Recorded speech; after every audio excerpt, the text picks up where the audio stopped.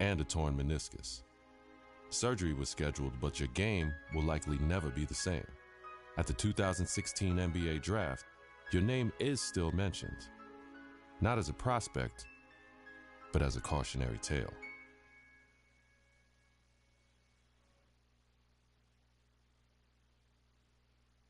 Now, there's another huge story in this year's draft. A record number of underclassmen, 30 of them, undrafted. And I hope, anyway, that this is a lesson, this serves as an example to college players. I'm not talking about the ones who are genuinely one and dones, the guys you know are going to be lottery picks. I mean the rest of them. They're not sure shots. You're not sure they're going to be lottery picks.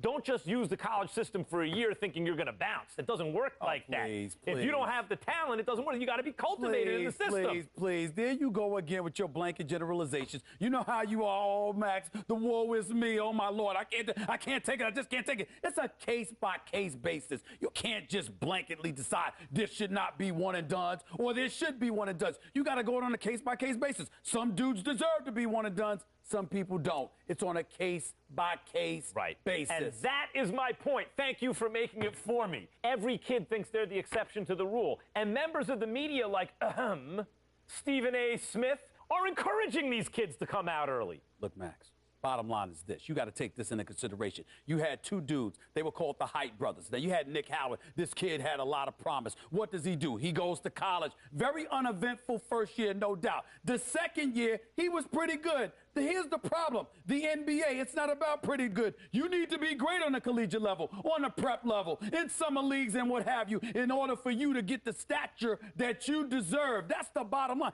Pretty good ain't good enough to be that stud NBA. That's exactly my point. Let me finish. There's another example. I did say the Height brothers. I wasn't talking about one individual. I was talking about two. What happens? One and done in a different way. 1 year, one ACL injury later, and look where he's at now. His future is clearly uncertain. So you got to take advantage of that opportunity because you never know when an injury is going to cost you everything. Stephen A., listen to yourself. Let's listen to yourself for a second. You give one argument for why a kid should come out early, a one-and-done situation. I can give you 30 arguments this morning alone why they should stay in school. And now you have to wonder what a kid like Nick Howard, who has given up his college eligibility, does next. What does he do next? First of all, don't sweat the technique. The argument, or one argument, as long as it's strong enough, that's all that matters. That's number one. Number two, the Height brothers was something special. What they really, really need to do. I'm going to tell you what they need to do, Max. They need to get back to playing together. My sources are telling me the ACL injury has been completely healed. So go on a pro-am circuit. Go in summer leagues. Do what you got to do to get back on the court together to remind everybody of what you once were. Because once you pull that off, the sky's the limit. That's what they need to do. Get back to playing ball together, because when people see what you can do as one, the other arguments don't really matter. Like I said, don't sweat the technique.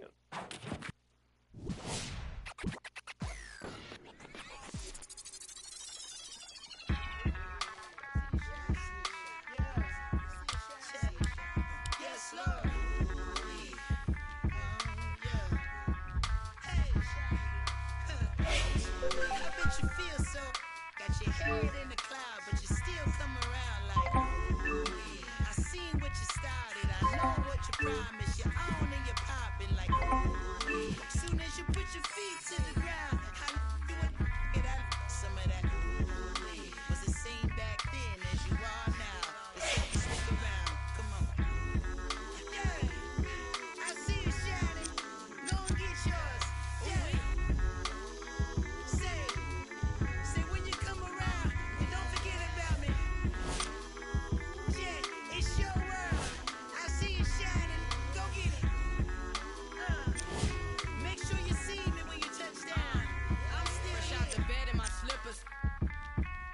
brush my teeth while I figure how to get up on these riches. Cause the Acura's rented and I need something more tinted. Hop in the whip and we been it. I call that whip Betty White. Whole thing like money they counting. I see it. Broke but we dreaming. Out the window I'm leaning. Get out my lane and when I get it ain't gon' change. I'ma still be the same regular. Talking that. I bet you feel so.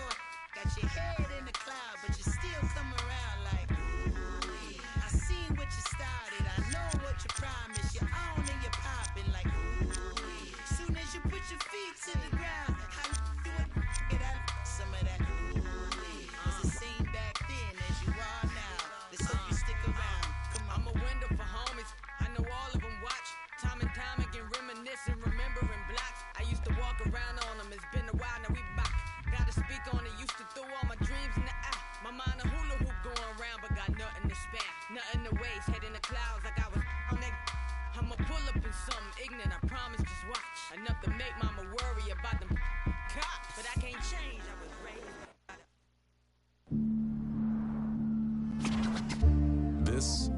York City, the mecca of basketball.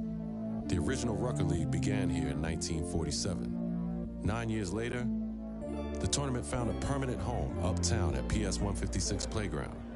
Those early Rucker days showcased talents like Lou Alcindor, Wilt the Stilt, and Earl the Pearl. It's also where Julius Erving became the Doctor. In 1974, the park was respectfully renamed Holcomb Rucker Park in honor of the tournament founder. Now, many have influenced the growth of the Rucker since, but none more heavily than the late, great Greg Marius, founder of the EBC. Many would argue that the Ruck is the birthplace of true street ball and the crossover dribble. Considering New York City's penchant for flashy guard play, there are few who can challenge that.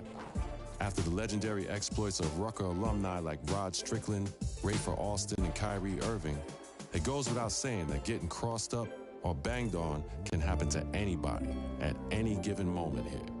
It's no wonder that this unassuming uptown playground has become the most widely recognized street ball court in the world. Rucker Park, Harlem.